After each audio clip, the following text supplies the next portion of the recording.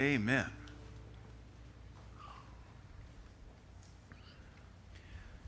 We had helps training yesterday, and I said something that challenged a few people. I think it's worth mentioning again because most of you weren't here because it wasn't your time to be at helps training. But I don't even remember how we got off on the subject. I have a Baptist friend of mine who, he said, I don't tell many people this publicly. He said, if I've been to Israel, I wasn't impressed. And he said, everybody acts like it's some great pilgrimage. He said, maybe it is for them. He said, it was nothing for me. He said, honestly, you stand in line for 2 or 3 hours like Disney World to look at a spot you know isn't what they said it was. He said, I don't think Jesus was really born here, but you tell me he was. And he said, I don't tell that to too many people because it upsets them, offends them.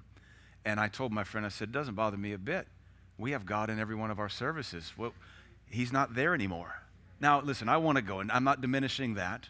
I do want to go. I'd love to see some of these spots, but he's not the only one that has said that. But I think when you get used to the presence of God, it's easy to make an idol out of a pilgrimage, and I'm all for pilgrimages. I went, I've told you when researching the botany book, I went to that Jewish synagogue in Pittsburgh, and I had an emotional experience in their biblical garden because here are my botanical heroes, the cedar tree and the papyrus, and I've been reading about you guys, and here you are. I told my wife, I'm weepy, and she's like, what's wrong with you? She was kind of offended. You don't get weepy from me. I'm like, I haven't been studying you for the last year and a half. I don't even know your Latin name. And so I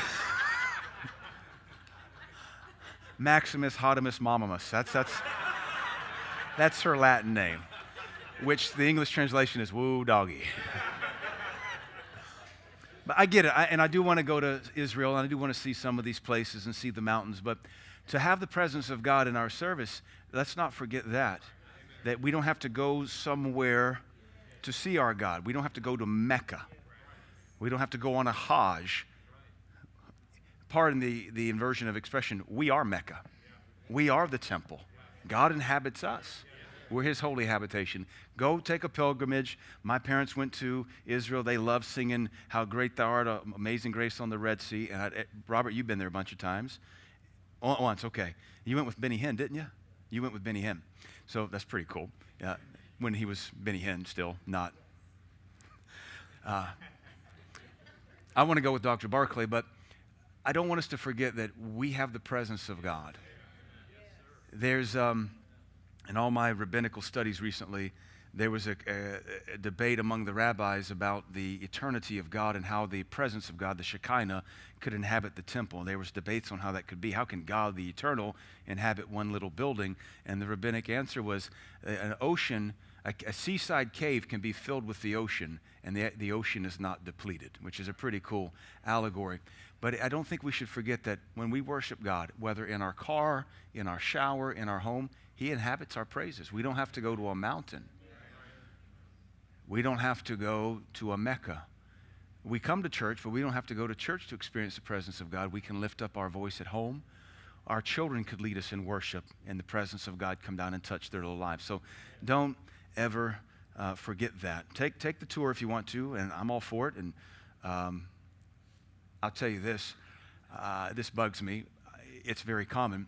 I've had a couple folks invite me, not Dr. Barclay, but I had a couple folks invite me to take a trip to Israel, and they always tell it this way, Pastor Chris, if you get enough of your church members to go, you can go for free.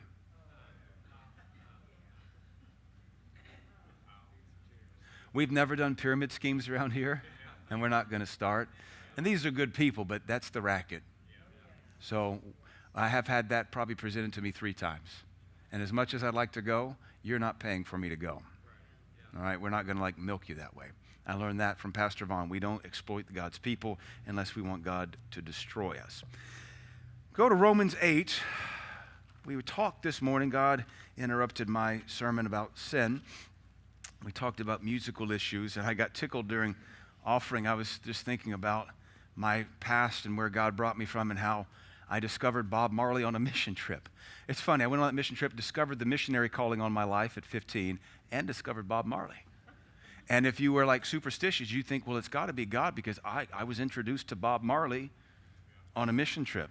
And God winked at it from the time I was 14 till 18, 15, 18, 3 or 4 years. He winked at my Bob Marley addiction, and then he asked for it as an altar. And I just told Amanda during worship, I said, I was so Bob Marley in college. When I moved into the dorms, I had a huge Bob Marley flag I hung in my window. Browning Evans. I don't know, Frank's not in here. Frank lived in Browning Evans with me. I didn't know him then. I wonder if he ever saw my Bob Marley flag. Had this huge Rasta Man vibration flag, hung it in my window. That was the thing in the day. Your dorm room had 2 bunks and 2 windows, and so you shared a room that split down the middle. And so I had Bob Marley on my side, and my roommate, Matt, who was a childhood friend, which is one of the reasons I went to Tech, because I knew him, he hung a Confederate flag. That's true diversity. Bob Marley in one window, Confederate flag in the other window, and nobody cared. Those were simpler times. Nobody cared. Of course, Browning Evans was known as the ghetto, and people changed oil in that parking lot. I know because I was one of them. People accidentally spilled 4 and 5 liters of oil out of their Volvo sedan. I know because I was one of them. There were random paintball shootings from the 3rd or 4th floor at random passerbys. I know because I was the assassin. I mean, it was the ghetto. And then I remember one morning walking to class at like 7:30 a.m. and 5th floor on, I think, Pennebaker there, somebody was blasting out of their window Public Enemy, Give It Up, which was kind of their only really big hit song. It was blasting at 7:30 in the morning. At 3 o'clock in the afternoon, it was still playing on repeat. Just into the hood. That's the closest I'll ever get to living in the hood. Anyway, I think back about the Lord had mercy on me. He had his hand upon me and brought me up out of all that rebellion and cleaned my life up. It's a good song. I don't know the lyrics, so don't hold me to it. I like that Public Enemy song. I used to like Public Enemy, but when that song is on repeat for 7 or 8, 9 hours and people are changing oil and working on their car, it's the hood. Except that was college dorms that we paid a lot of money to live in. Romans chapter 8, let's talk about sin. And we got to preach against sin from time to time because faith comes by hearing and hearing by the word of God. And if you don't hear regular preaching against sin, you'll think it's okay to have it. Sometimes I even look at myself and I think, why do I permit this? I used to not permit this. My standard has dipped a little bit. I'm not as sharp as I used to be. I'm not as offended by sin as I once was. I don't hate this like I used to. I need to go back and rebuild my faith against sin. So Romans 8:13 says, if you live after the flesh, you shall die. Anything that your flesh wants can become sinful. And we'll just insert the concept of sin. If you chase sin, you will die. And sin is a beguiling little enemy. It starts off small, and you'll palate a little bit of it, and before long it benumbs you. And so before long you're really imbibing and partaking of stuff you used to avoid like the plague. And it's because you have vaccinated your heart against it, you've inoculated your conscience against it, but it's still just as deadly as the day you hated the thing. Our church has gone through seasons of purging and repentance, and we hated things because God convicted us of them. His holiness struck our life, our soul, our appetites, and we said, Lord, I hate what you hate, and I love what you love, and we purged things, and then over a season of time, we cooled off in that area, and we maybe let it come back in. But God's word stands true. If you live after the flesh, you'll die. That's a promise. It's not the one you want to wave and shake your Bible and say, God's promises are true and they're all mine. That's not one you want to claim. It's one you want to hold to with fear and trembling. If you and I, written to the church, New Testament, book of Romans, if you and I insist on living after the flesh, we can expect death. Sin is death bait. The more you live in sin, the more you'll bring darkness, and darkness will kill things in your life. And it won't just stop at whatever the sin is. It'll start to spread. It'll metastasize like a cancer. It'll kill your marriage, then kill your friendships, then kill your money, kill your health. It doesn't ever stop wherever you've partaken of the sin. It'll always start to break out in other areas. And this is why we have to live a disciplined life. This is why we stay in the scriptures on our own, not just in church service. This is why we stay in prayer on our own, not just in church service, so that we can keep refreshing ourselves with the culture of the kingdom and keep reallocating ourselves to what God's standard is. If we live after the flesh, we shall die, but if we through the Spirit do execute, mortify, kill the deeds of the body, we shall live. So now we specifically see what the flesh is, or the sin. It's sinful acts of the body. Not all sin is of the body, but all sin does begin in the heart, and a lot of it is committed with the body. Not just fornication, not just lust, but sin in what you eat, sin in what you watch. Sin affects your total being. And like I mentioned this morning about recently battling depression, which again, I guess I've only dealt with twice in my whole life. Once 12 years ago when a spirit of death visited me in my bedroom and said I would die in 7 years a martyr. That was depression, but I count that as like not clinical, because when you have an entity visiting you every day for about 9 months and telling you you're going to die a martyr, you're going to die a martyr, that's not just run-of-the-mill fibromyalgia depression. Let me tactfully say, I believe fibromyalgia is a spirit of infirmity. I believe that. You don't have to believe that. But fibromyalgia, you're chasing symptoms that weren't there before and won't be there again, but you're always in the doctor's office and it keeps you from going anywhere in life. Ought not, lo, this daughter of Abraham, who Satan has bound these 18 years, be loosed? But fibromyalgia also seems to be tied to soul issues. Soul issues. So, honestly, the doctors admit they kind of just made up the term. Is that right? I'm not a medical doctor. Nate, is that kind of right? Do you understand fibromyalgia? Give me some leeway here. He's like, yeah, all right.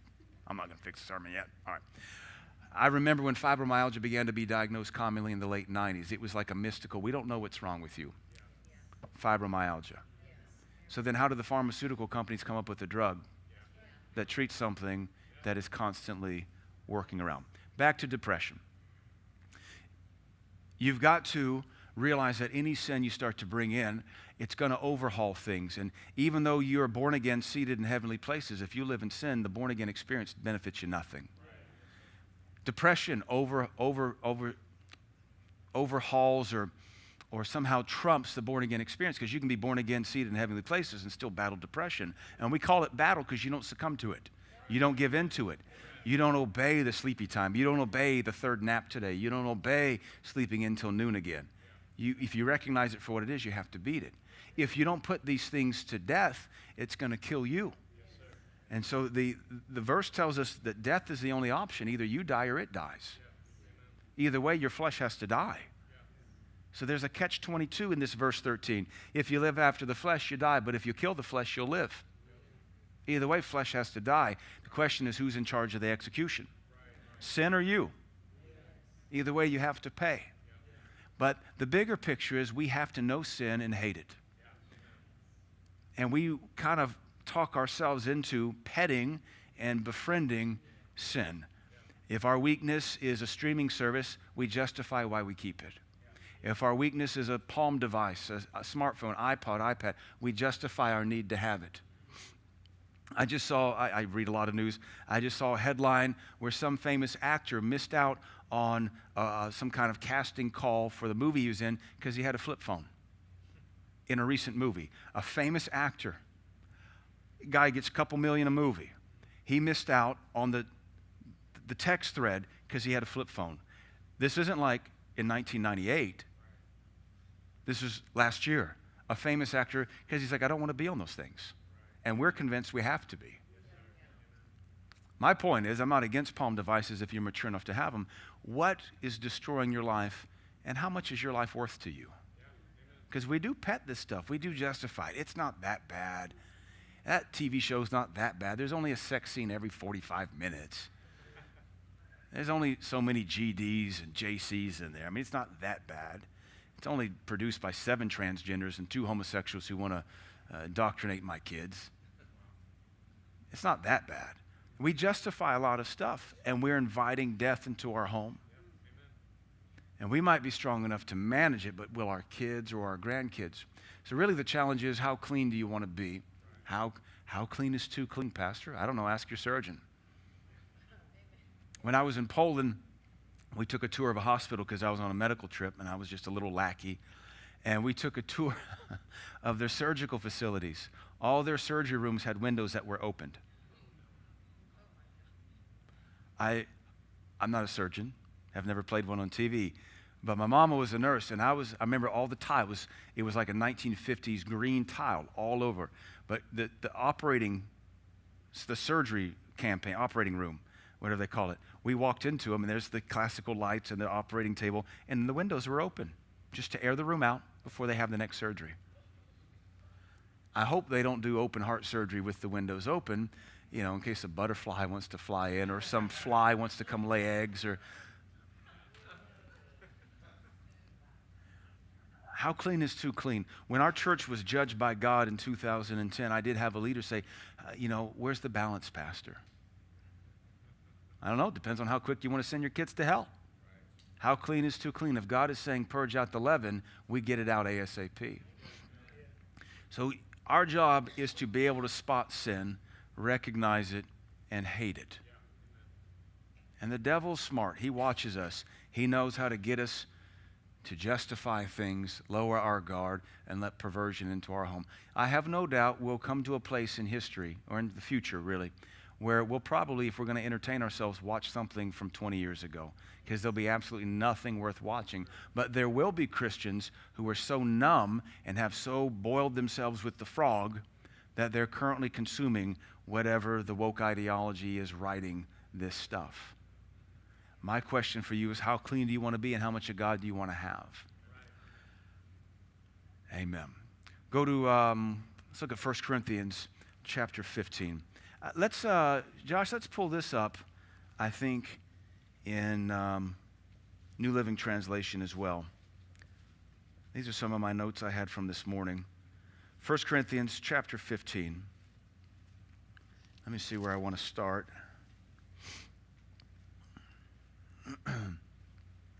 I want to talk about getting sin out, hating sin, knowing that sin will make you spiritually sleepy. And it's not a time to be asleep. There's about 4 prayers or 4 commands in the New Testament that says, awake to righteousness, sin not, Christ shall give thee light. We want to make sure that we stay alert. And the thing is, like Dr. Barclay says, your attractions can quickly become sinful, which is why you need to fast them. And just completely quit them cold turkey. Just do it. You can adjust your flesh and your soul to like anything or to hate anything. Your body, till the day you die, everything apart from your spirit is completely programmable. You can learn to like a food, you can learn to hate a food. Dr. Barclay has shared with us of Kenneth Copeland.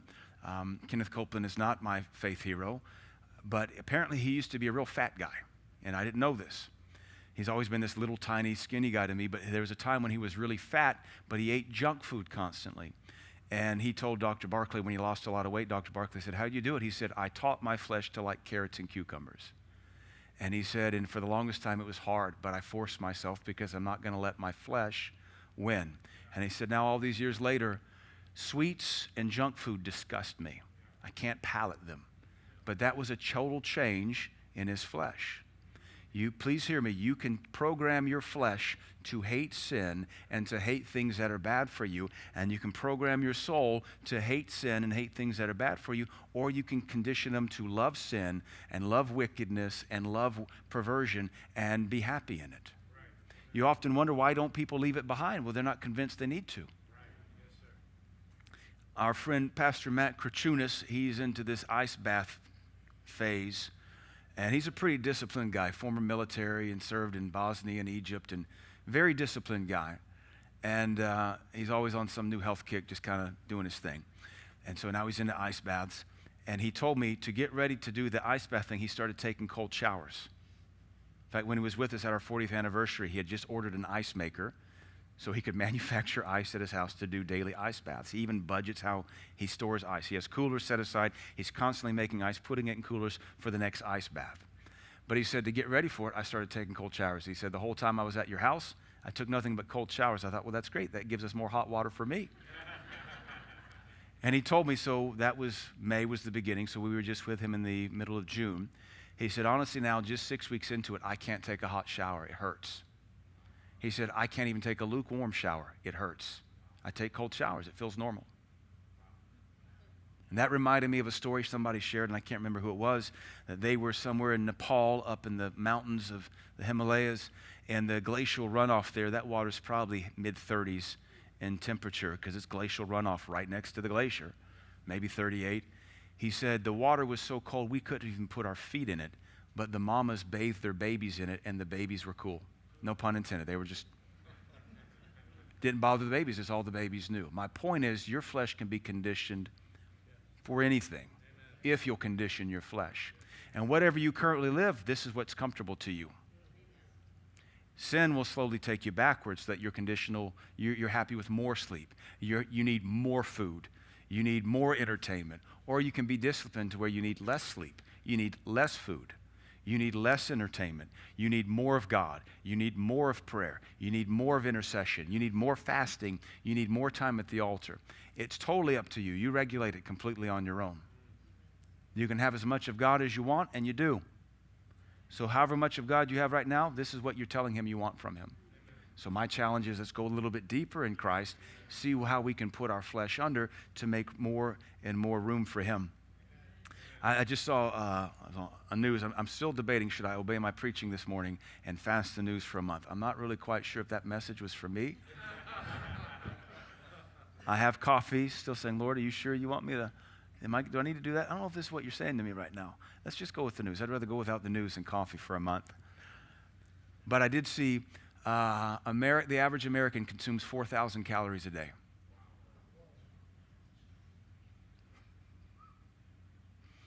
Big study.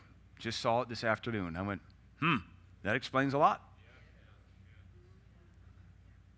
I'm trying to see if there's anybody in this room that needs 4,000 calories a day.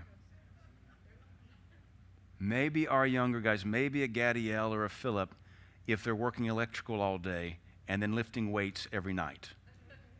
Nick's kind of a diet guy, is that right? That maybe 3,000 would probably be sufficient. Then I know there's folks in this church that you eat 3,000 calories at breakfast.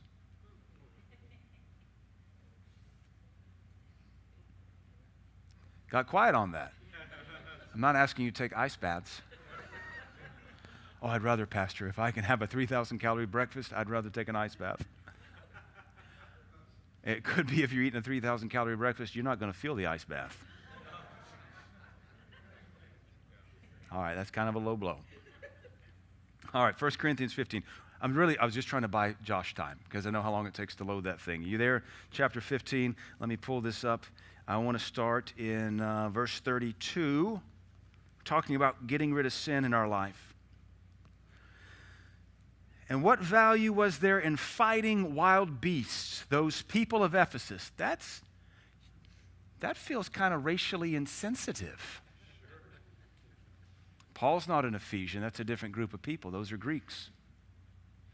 And he lumps together the people of Ephesus and calls them wild beasts. Now, remember, after this, Ephesus eventually becomes his strongest church, but there was a lot of warfare and contention to be had. And he's defending himself, and he's defending the gospel about the resurrection of the dead, and that's the whole doctrinal debate.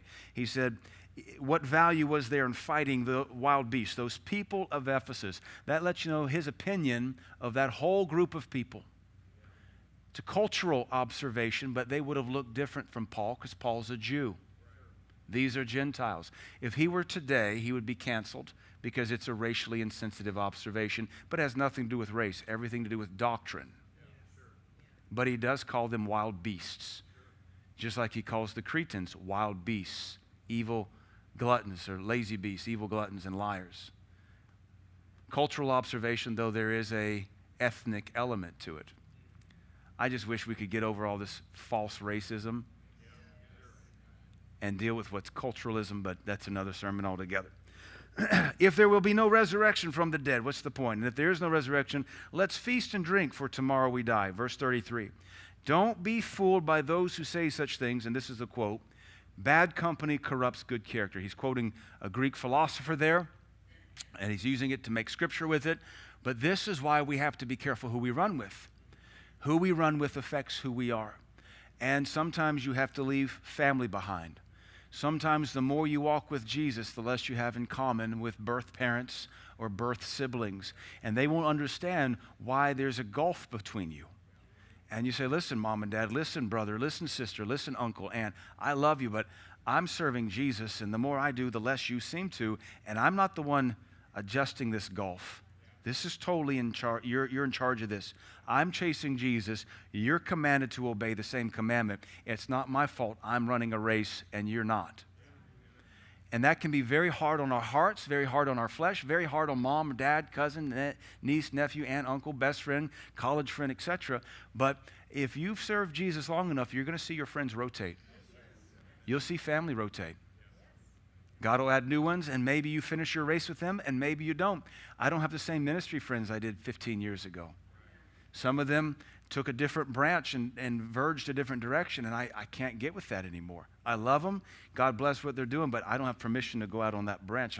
I've got to stay with what God's called me to do. They may think I've gone a different divergent branch, but I feel like I'm a little bit more in the truth than they have since gone. What we have to be prepared for is walking away from friends. And we cover this every couple months. Paul, by the Holy Ghost, quoting Greek philosophy, says evil communications or bad company corrupts good character. That lets us know God views some of our friendships as bad. And he views some of the people in our life as bad. He loves them, but he calls them bad company. We, of course, have the modern expression, show me your friends and I'll show you your destiny. That includes family and includes brothers, best friend, sister. And these are sometimes sacrifices you have to make. And even though it can be painful to our heart and even hard to explain to our parents, we must go with Jesus Christ. We must go with Jesus Christ. We must go with Jesus Christ. We must go with Jesus Christ. Mom and dad didn't save us. Our favorite brother didn't save us. Our favorite sister didn't save us. Jesus Christ did. We owe it to him. And we don't have permission to slow down or set down our cross to go help anybody behind us. Somebody else needs to help them, but not you. Somebody else can witness to them. God has a whole army of people around your loved one that can minister to them. If you slow down, you'll be no better than them. So come out from among them and go on for Jesus.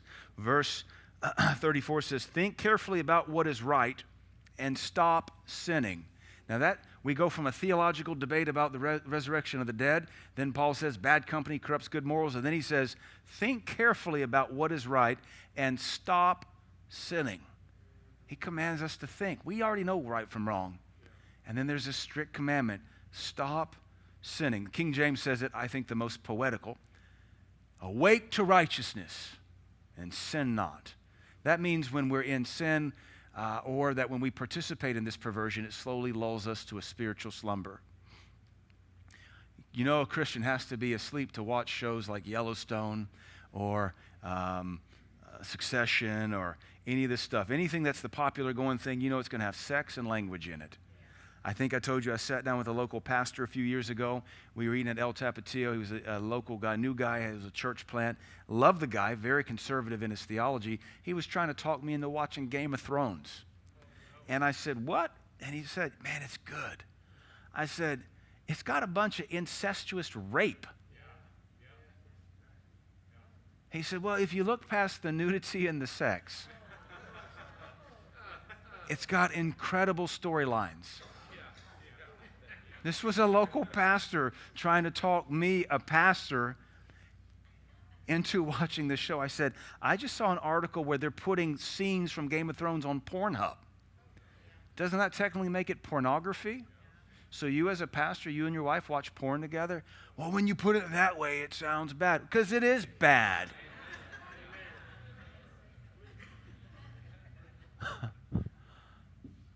That's someone who needs to wake up. So I think the next question is, what are we talking ourselves into? What are we permitting? What are we convincing ourselves is still safe to listen to watch? What's the secret motive of our heart trying to sneak out and find? If it's sin, it's always sin. It's always going to be sin. Some things are forever settled under heaven as sin. Awake to righteousness and sin not. And then he says this hard thing. For to your shame, I say that some of you don't know God at all. He's talking to the Corinthians, and he says, shame on you. Well, you're just trying to put shame on us. Yes.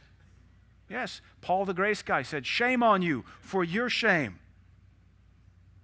And King James says, I speak this to your shame. He says, you have a horrible reputation, and you should know about it and be ashamed of it. That's the help of God. When Paul says, you need to know that I'm ashamed of you because you guys are dirty and you're compromised, and because you're dirty and compromised, some in your own congregation don't know God at all, and it's your fault. That's a good reason to get sin out. Your lifestyle ought to convict people around you. Not that you go blast them, but you just live clean and holy. I think we've all had somebody in our life we looked up to who walked holy before us, and being around them, whether it was on the job, whether it was in a church, whether it was at a family reunion, their lifestyle just convicted us, and they never browbeat us, they never Bible thumped us, they just lived in front of us. That ought to be our testimony. You ought to have a few people you can remember in your life doing that to you, and you endeavor to be that same to other people. There's a Smith Wigglesworth story I'm thinking of when he was on a train somewhere riding, and he was just minding his own business, reading his Bible, and just taking notes, just minding, it's not like it's a modern day where reading your Bible's weird. This is 1930s, 1940s. It's common for British people to read their Bible. And he said all of a sudden, a man got up in the carriage of the train car and came to him and said, "Sir, you convict me of my sin." What a testimony to know that you can so have the presence of God on your life. By sitting there, simply doing your thing, you convict people. And I believe that story, there might have been another one I'm going to conflate here, but many people in the carriage testified to the same conviction, and he led many of them to Christ or in a prayer of rededication, if the story's right. Some of you are Wigglesworth fans, and you know all of his stories. I've only read some of his stuff 20 years ago, so I have to go on my memory. Why can't that be us? Why don't we stay so clean, fight to be clean, obey the leadings of God when he says you can't participate in that anymore, and let God replace it with holiness? That ought to be our aspiration. So we don't have to browbeat anybody. We can go on the job and we convict them. We should have testimonies of that. We may never know them now. Somebody might tell us later, but that should be us. We ought to pray, Lord, let me be a source of conviction. Anoint me so heavily. May I walk in your holiness and your purity, which is a cross to bear, because it means you can't be like the woke Christians or the seeker Christians, those that go to easy church to punch their little stamp. You got to be a devoted Christian, a devoted follower of Christ, so that the presence of God on your life convicts people you don't even know you're doing it. That's a good thing to aim for. Let's keep reading this. I say to your shame, or for to your shame, I say that some of you don't know God at all. May that not be our testimony. May we have such a clean church that people come in here and the atmosphere causes them to want to be clean themselves. Our church has not always had a testimony close to that. I'm not saying we're there. We should. When I came back from Bible school, this church was filthy. And you have to know, I came back from Lester Sumrall's, where I probably listened to 7, 8, 9 hours of teaching a week. Then I had Bible school. I was in my own Bible time. And I come back to this church, and we had folks commonly going to the clubs. We had motorcycle trips to wet T-shirt contests. We had porn being promoted by leadership. This was a hellhole. This church in 2006 and 7 was a third world hellhole of sin and debauchery. And so unfortunately, when I came back from Bible school, I was clean as a whistle, but that perversion talked me down. And I recognized that. I marked it, and I said, the message from the pulpit is confusing, because this isn't the message from the pulpit, but this is how everybody lives. So this church is hypocritical. And I marked that. It was a source of confusion. I couldn't sort it out in the moment. But once I became pastor, I saw how that the personal lifestyles of the congregation do as much discipleship as the pulpit, if not more. Because the pulpit didn't teach that, but everybody, half the church was living that way. So when you came here, the attitude of the church was, if you want to be spiritual, you need to loosen up. If you want to be used of God, you need to be a little dirty. That's the voice of this church when I moved back from Lester Sumrall's Bible School. It's also why Pastor Vaughn is dead. And most of those elders are gone because they were perverts. It's also why I take a hard stand on stuff, because I got to clean up that hellhole. I remember Jeff King said, the Lord spoke to him in that season, that everyone in this church was either infected or affected. You remember that, Jeff? Because that was a profound word from the Lord. I came back and I thought it was such a source of confusion. This church talked me out of holiness because of the way people were living. On the weekends, our college and career people were going to the clubs in Nashville. Our leadership were going to bars in Nashville, riding their motorcycles, getting home Sunday morning at 2 and 3 and 4 a.m. It was amazing this church was even here when I moved back. That should have been a meteor strike, a mysterious fire, just wipe it out. But God was merciful. So I took note, and now that I'm the pastor, I recognize your lifestyle and your lifestyle and your private lifestyle and your private lifestyle does as much to help people when they come in as the pulpit does. But it also tells me that just like the congregation wasn't listening to Pastor Vaughn's messages, because that's the only way you can live dirty and hear a decent word, doesn't mean you listen to my messages either. You have to want to be clean. You have to want to be holy. You have to want to be righteous. You have to want to be upright. And if you do, you have all the tools necessary to get sin out, to cast vain imaginations down, to get the victory over emotions, to get the victory over appetites, to get the victory over fear and offense and pain. I think something Miss Jenny Harris said is she recognized, I don't remember if you remember this, Jenny. She said the attitude was, this place needs to loosen up. And she said, I don't need to loosen up. I need to tighten up. Do you remember that? I remember you saying that because that struck me as well. The attitude of this church was loosen up. And she, like many of us, said, no, I came from the world where things were too loose. I would add, if I get any looser, my wings are going to fall off. I need to tighten this thing up. You never want to get on an airplane and find loose nuts. You can't do this anymore. I used to when we flew a lot as kids. I found a huge bolt in my dad's garage. I wanted to get on an airplane and untwist it and tell the stewardess, I found this rolling around. Are these important? I really wanted to do that as about a 14 or 15-year-old. I still think it's funny. Evidently, you think it's funny too. I don't think it's funny anymore. I mean, it would be. Not ha-ha funny, but we're going to call the marshal on you funny. Sir, you need to come with us. I was in South Africa one time and had one of my multi-tools confiscated that TSA approved of, but South Africa wanted it. They really just wanted my toy. And there wasn't a blade on it. There were little pliers, and this was about the third or fourth one I had confiscated from me, but the guys kept buying me a new one. So the Zulu guy at Tambo Airport, Tambo Airport in Johannesburg said, you can't have this. I said, why not? There's no knife on it. He said, it's a tool. I said, so? He said, you might take the airplane apart. Now, mind you, the pliers were just big enough to pull nose hairs. That's how big the little pliers were. Old man nose hair, mind you, but that's how small the pliers were. I said, I just flew from Atlanta. If I was going to take an airplane apart, I had 14 hours on that flight. I didn't touch any bolts. I was going to fly to Zimbabwe. I said, I want to make it to Zimbabwe. Why would I take this airplane apart? You can't have it. It's a tool. I said, are you going to steal it and take it home? No. I said, you liar. And he took it and put it in a box that was full of everybody else's tools. Like, you guys are going home with those every day. I know how this country works. South Africa. That ain't racist. It's truth. We got to find a verse here. Look at 2 Timothy.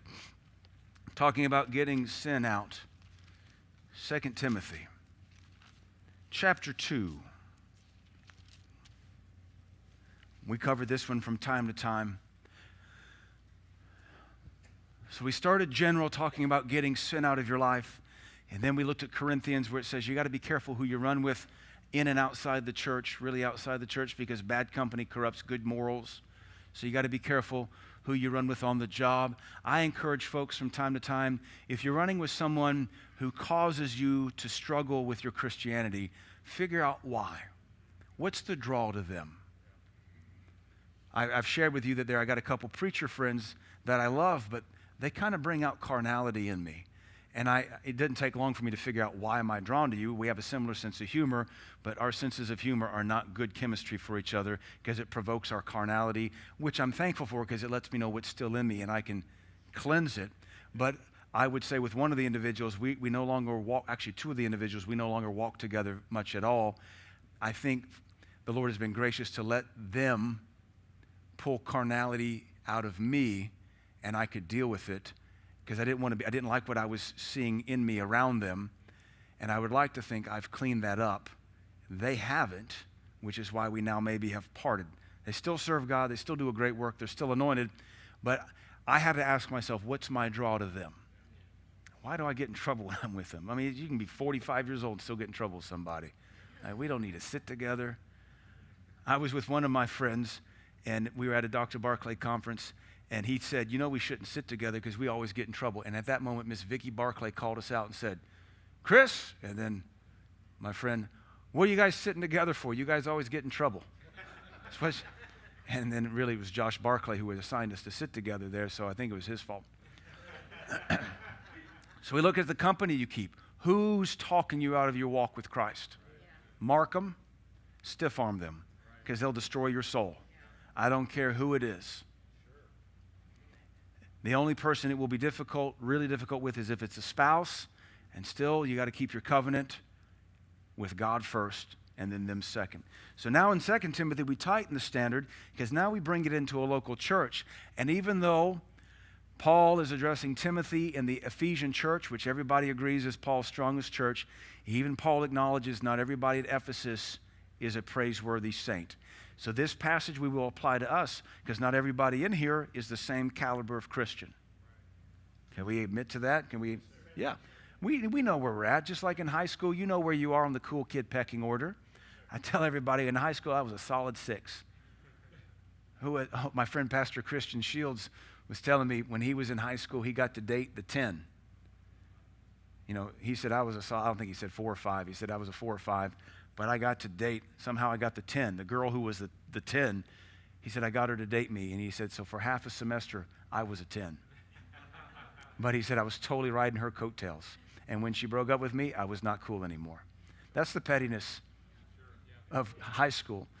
But we recognize where we are, even as a teenager. By instinct, I'm not the coolest kid here. And most of us now that are adults, we know the 10s in high school didn't go anywhere in life. It's about the solid 4s and 5s that went somewhere, had beautiful families, made money, had good careers. So for the high schoolers, don't worry about the 10s. I don't know what that says for the homeschool co-op. We're still writing the table rules on that. I'm not really sure. I was a solid 10 in my homeschool co-op. How many were there? 7. I was related to 6 of them.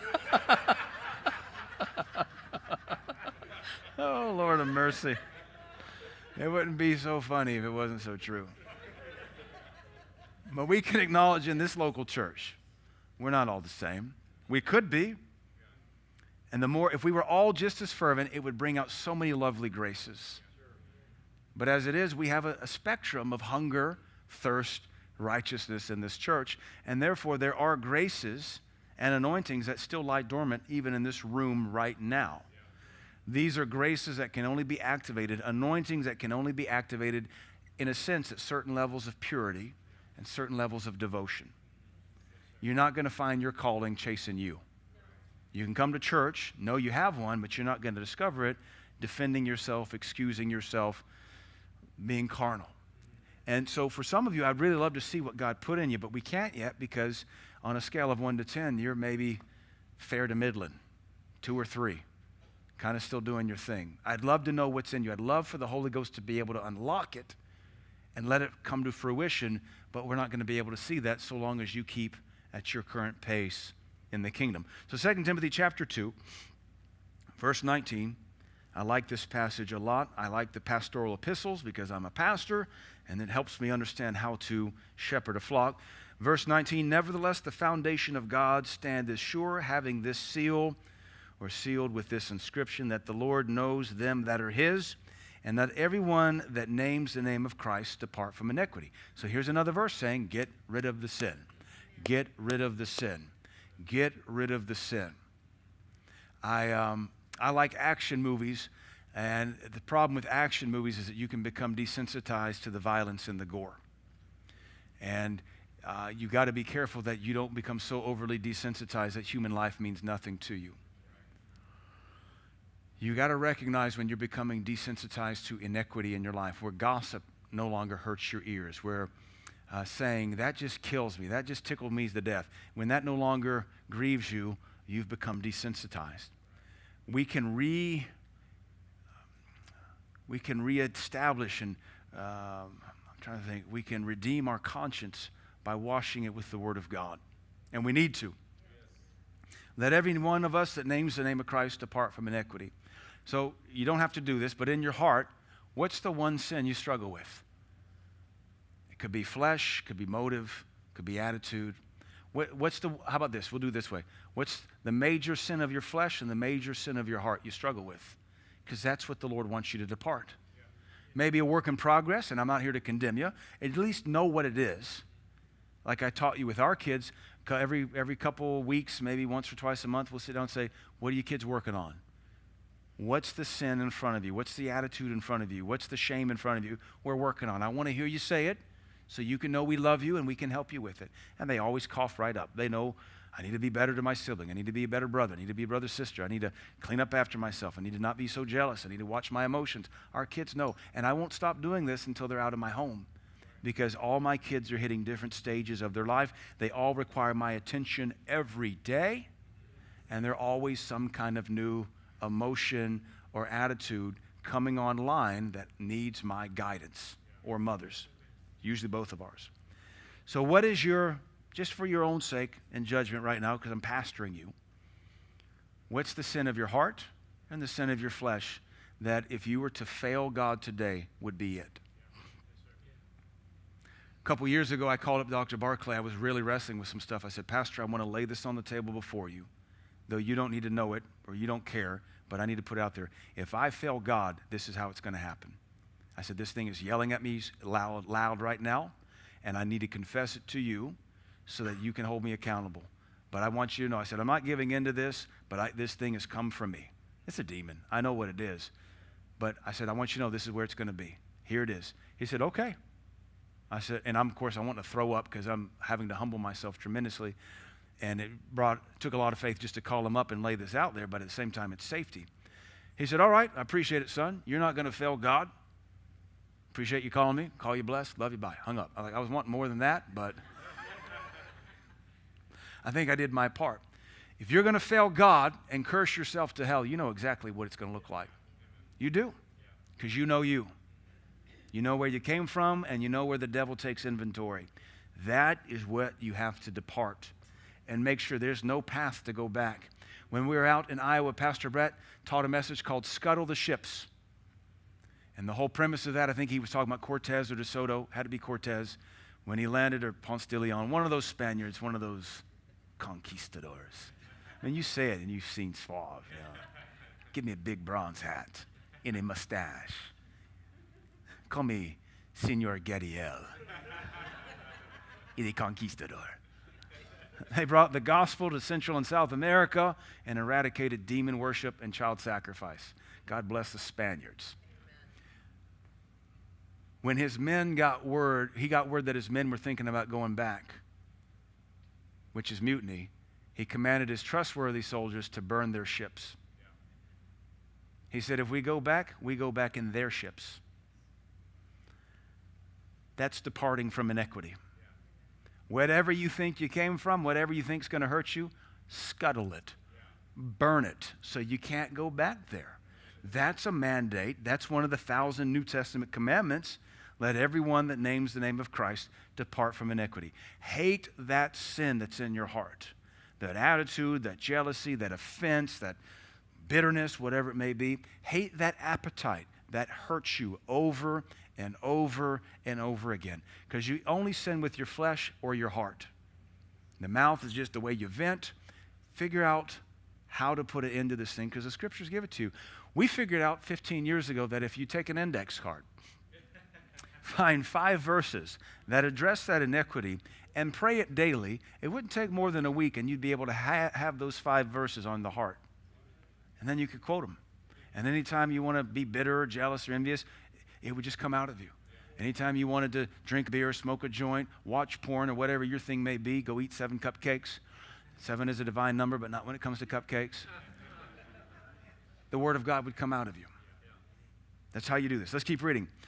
In a great house there are not only vessels of gold and of silver, but also of wood and of earth, and some to honor and some to dishonor. We always point out, let's do it again, the gold, silver, wood, or earth has nothing to do with honor or dishonor.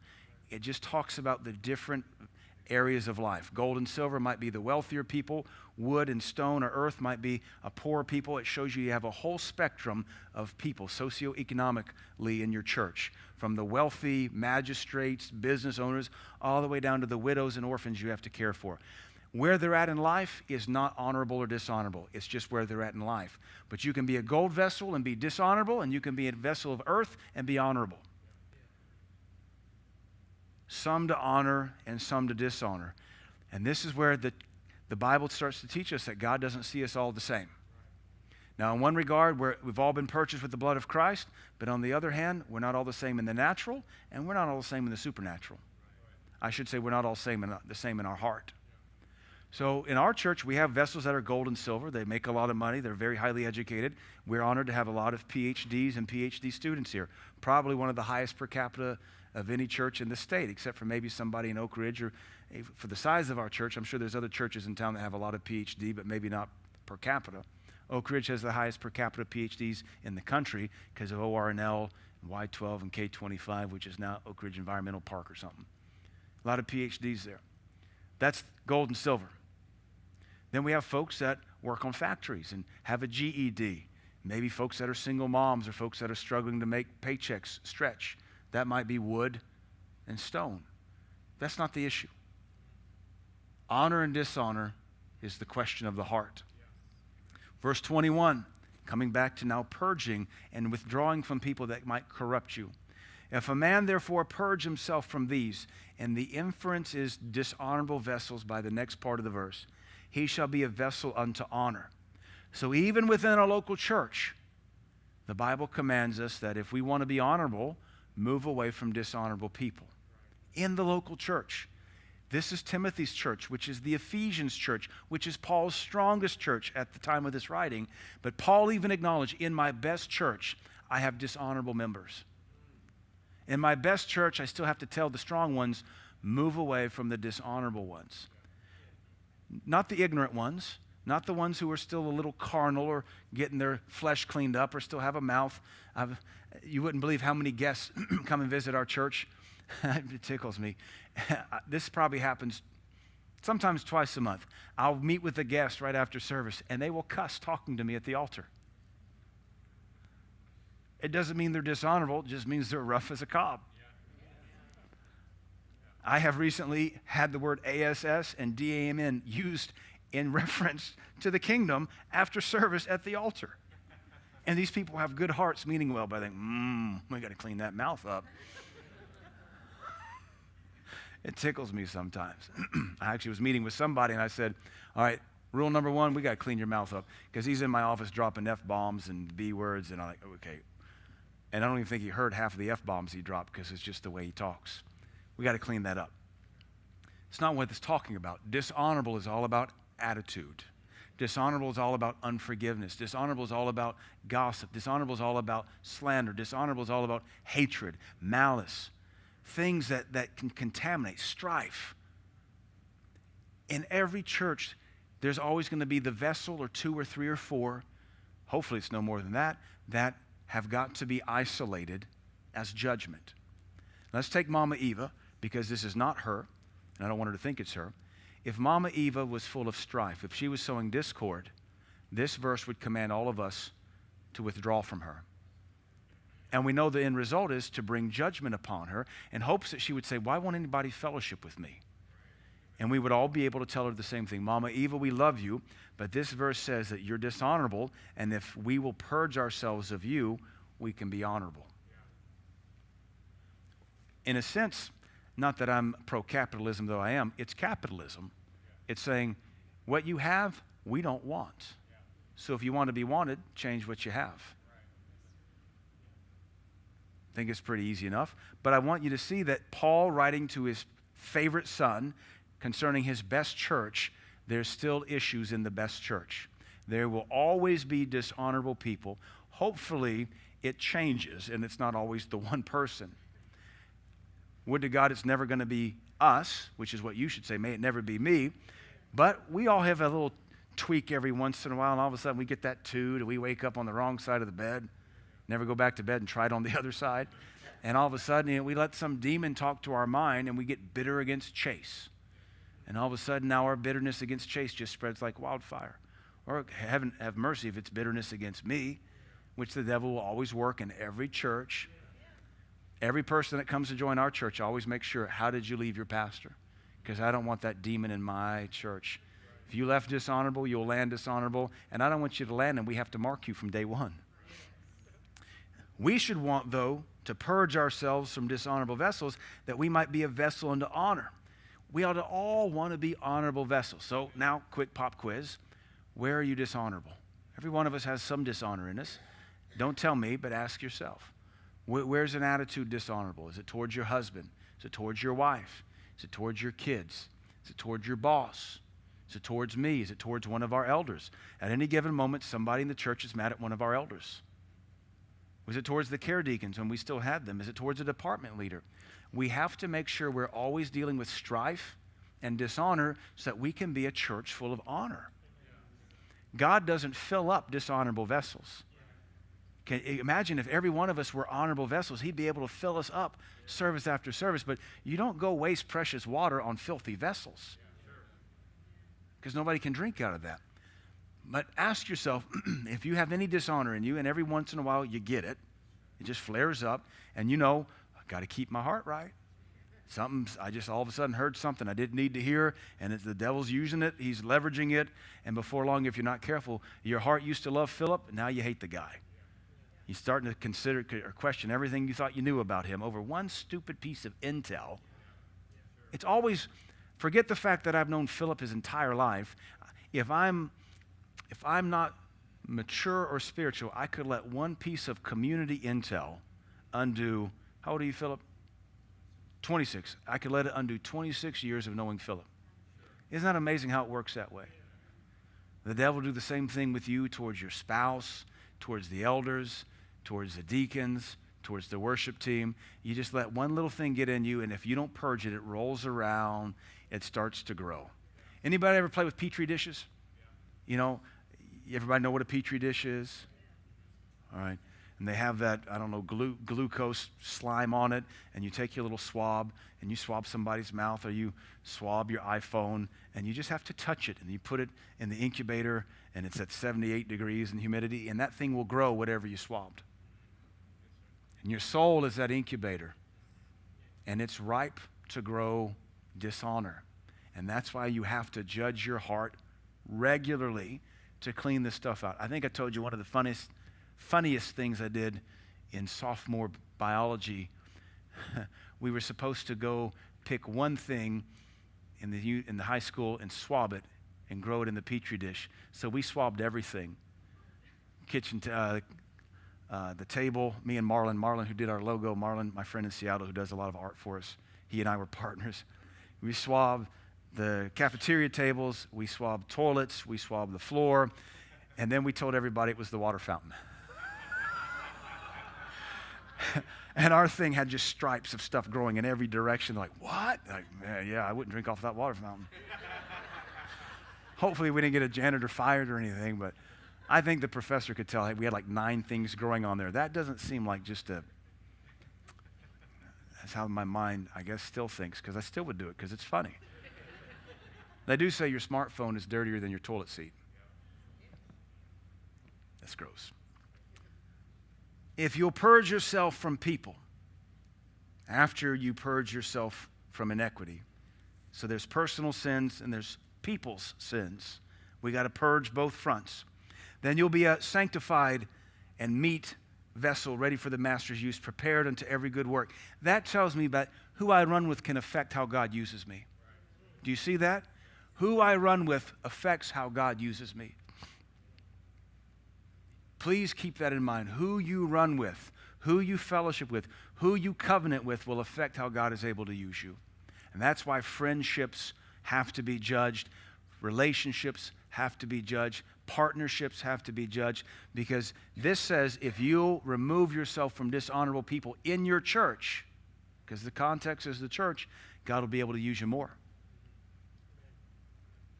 Verse 22, flee also youthful lust. So verse 19 says, depart iniquity. Verse 21 says, get rid of dirty people. Verse 22 says, flee also youthful lusts. This is a lot of things. Paul's telling Timothy, specifically, who was a fearful young man, flee youthful lust. We often, whoever you are, you insert whatever lust you're fighting. Cupcakes, pornography, etc. We always read us into the verse. That's called eisegesis, which is inserting the interpretation rather than extracting it. And that's okay. It fits here. But youthful lust is fear. And telling a young pastor, quit trying to please everybody. That's the premier definition of youthful lust. And you can be 50 years old and still full of it. Pastor Vaughn taught us this years ago. He talked about the 55-year-old preacher getting an earring. That's youthful lust. Then his dad told him, what's up with that Harley Davidson? Isn't that youthful lust?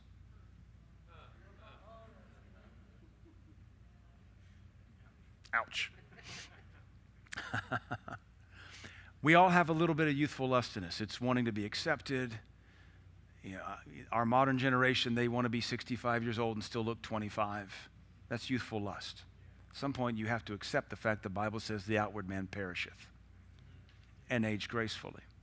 Maybe it's still trying to be young and muscular or strong, and at some point, you just have to find your place in your timeline, because we're all aging out to the next level. Paul says, flee also youthful lust. This isn't iniquity. That's your personal iniquity. This isn't a sinful or dishonorable person in the local church. This is now coming back to your personal aspirations. And we're commanded to flee it as well. And then thankfully he tells us what to follow after, what's to be our main thrust, which is following righteousness and faith and love and peace with them that call on the Lord out of a pure heart, which again makes a distinction in the church that not everybody's calling on the Lord out of a pure heart. He's telling the people who to run with. Run with the pure people in the local church, so that the impure people will look up to other people and not have their own little cult following in the local church. You want to make sure you remove all youthful lust from your life. That's being 55 trying to dress like the 22-year-olds. I think that's weird. If you're 55 thinking the 22-year-old looks good, you're weird. Because when you're normal, you know the young kids dress like idiots. When I was young, they thought we dressed like idiots. We got rid of the 80s 40 years ago. Why are we going back? Be free. Of course, we just moved all of our furniture around, so you get to see what you've been hoarding and collecting, and you realize how much sentimentality and fear plays into your attic space or closet space. And moving all of our stuff, and I've got a lot of collectibles because I have a high intrinsic value for things. And I went through a phase where I bought a lot of toys from my childhood because I have a lot of fond memories. And I bought high-end collectible versions of it, and I was moving them around and trying to decide what to do with them.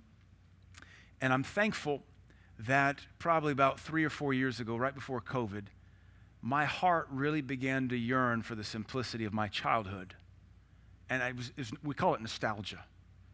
And I'm thinking about my childhood in Tennessee and the music of the 80s and the simplicity and the grandeur of the Reagan era and the bravado of patriotism and just trying to bottle that. That, I think, was in the air. It's probably what fed a lot of the Trump administration and the MAGA stuff. And it was probably a spirit sweeping through the air, and I could feel it gripping me. It's one of the reasons I went back and dropped a lot of money getting on eBay, buying childhood toys that are fond memories for me. I don't play with them. I just want to buy them. Like, why do you buy anything? Why do you collect porcelain cats? Or spoons? Or thimbles? Or anything you collect? But I remember, this comes back to youthful lust, so is why I'm going somewhere with this.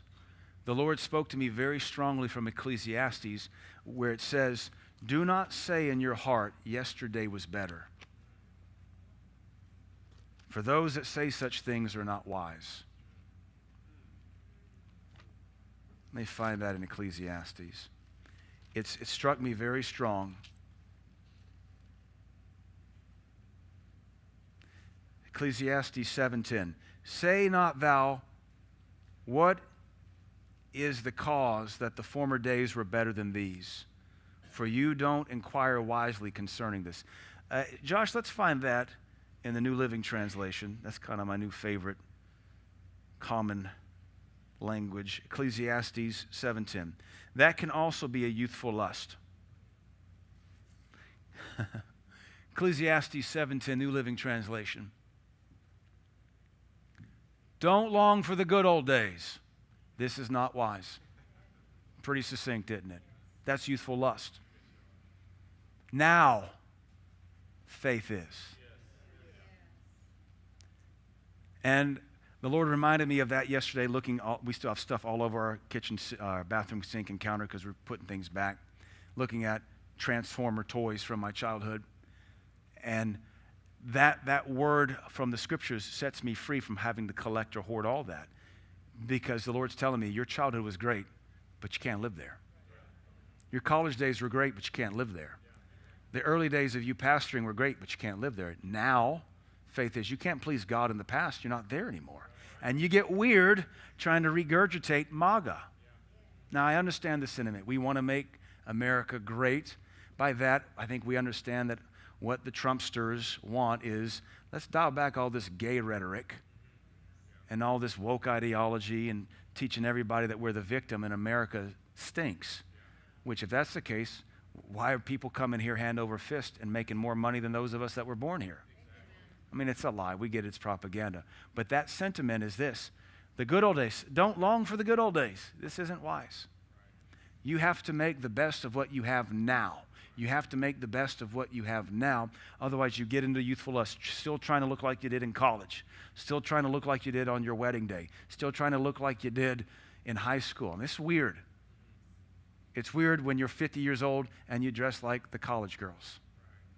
You're not supposed to dress like the college girls when you're 50. You're supposed to dress like a nice 50-year-old, especially if you're a dude. If you're a dude dressing like the college girls, we'll have a deliverance line for that.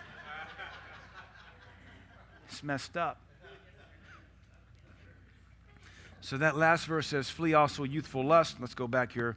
And he said, but pursue, follow after righteousness. Follow after faith, and love, peace with them that call on the Lord out of a pure heart. So we got a lot of verses here looking at how to get rid of sin. So let's review real quick what we've covered. We talked about if you live after the flesh, you'll die. But if you'll kill your flesh, you'll live. Either way, flesh has to die.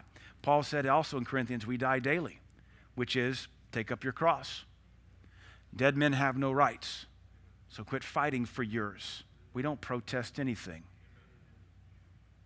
We're Christians. We lay down our life for the gospel. Amen. And then we talked about outside influences because bad company corrupts good morals. Who do you run with? They'll introduce you to music you should have never discovered. They'll introduce you to music and movies you should have never discovered. Can I say a word real quick? Out of everybody in here, I probably understand Asian culture the best. Because I come from Seattle. For a long time, I was really good at Japanese, neck deep in anime, manga,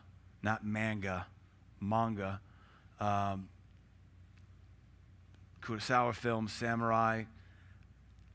I would not feed on too much coming out of Asia.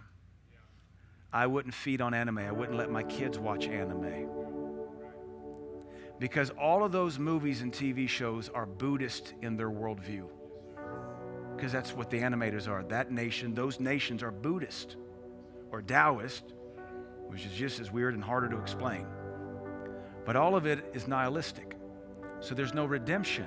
We're Western civilization here. We have a Christian origin, so everything from Shakespeare on has a redemptive arc in all of our storylines. That comes from the Christian worldview, the Judeo-Christian. Everything coming out of Asia has a Buddhist, Taoist worldview, which is nihilism, que sera, sera. So there's nothing in Buddhism or Taoism that has a redemption or the ability to help or strengthen. So all of your stories are nihilistic and depressive. There is a spirit on every manga, every anime coming out of Asia. Now, you might could argue old school stuff like Ultraman or Voltron might have something a little positive. Gundam, maybe. Akira, not so much. Fist of the North Star, no. Cowboy Bebop, I mean, I could go on and on and on and on because I cut my teeth on Dragon Ball Z in Seattle in the early 90s. Like, whatever you guys think you know nothing. My brain has always retained stuff like this. I give you more cinema history, but whatever, it doesn't matter. Just an example how there's no redemption. So my point is, you run with weirdos. And Naruto is another one, don't fool with. But Naruto is easy to spot. Every lady, every girl, it's always girls. Every girl I see in town with a Naruto sticker, tattoo, there's always darkness on them. Is that right? You guys know Naruto. They always have a pen, a tattoo, a little backpack, a little t-shirt, and heaviness. You feed on anime, you will have trouble filling your bucket. There's nothing, in a sense, redemptive coming out of Asia, Japan, Hong Kong. Most of the stuff comes out of Japan. Dr. Sumrall said Japan was the hardest place he ever preached the gospel in his entire ministry. They're that anti-Christ. America dropped the ball when MacArthur took over as the provincial president of Japan after the signing there by Hirohito in August of 1945.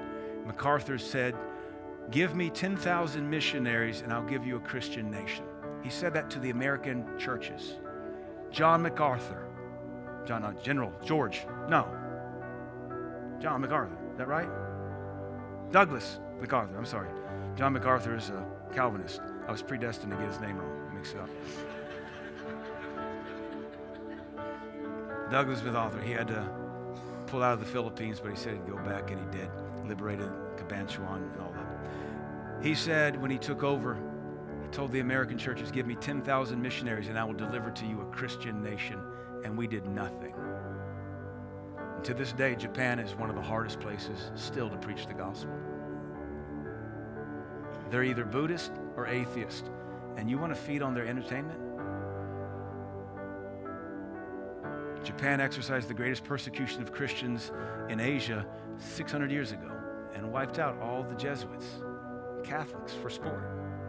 So you feed on their music, you feed on their culture, you'll struggle with depression and suicide. Amen. So anyway, we covered about how to get sin out, to be vessels unto honor. Vessels unto honor. I think we can do it. Now, what I love is we don't have strife in this church.